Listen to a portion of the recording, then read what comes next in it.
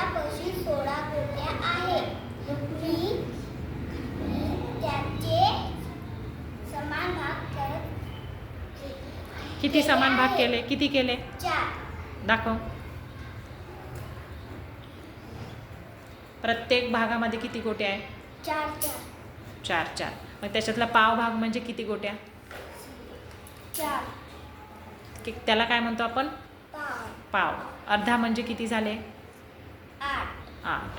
पाऊण म्हणजे किती? पाव म्हणजे 12. पाऊण. पाऊण म्हणजे किती? बरोबर आहे. पाऊण म्हणजे किती? 3 समान भाग, परंतु किती गोट्या? 16 पैकी पाऊण म्हणजे किती गोट्या झाल्या? 12. शाबास. आता पूर्ण म्हणजे किती झाले? 16. पूर्ण आपल्याजवळ किती होते? 16. 16चा पाव म्हणजे किती? 16चा पाव म्हणजे किती गोट्या झाल्या?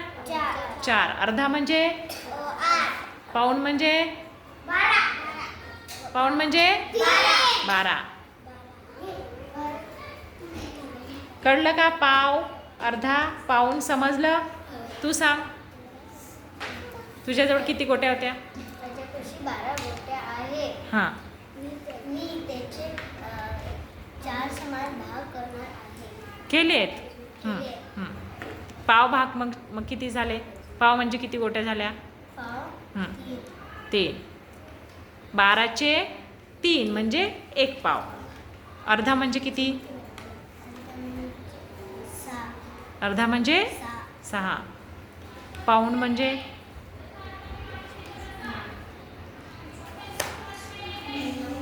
पाऊण म्हणजे 9. आणि पूर्ण?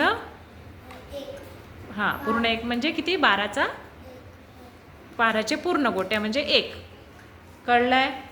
तू सांग नागेश. माझ्याजवळ 16 गोट्या आहेत. मी त्याचे समान भाग करणार आहे. केले आहेत. 16चा पाव म्हणजे किती झाले? 4. 16चे अर्धे?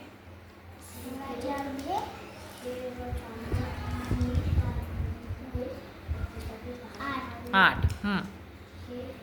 पाऊण?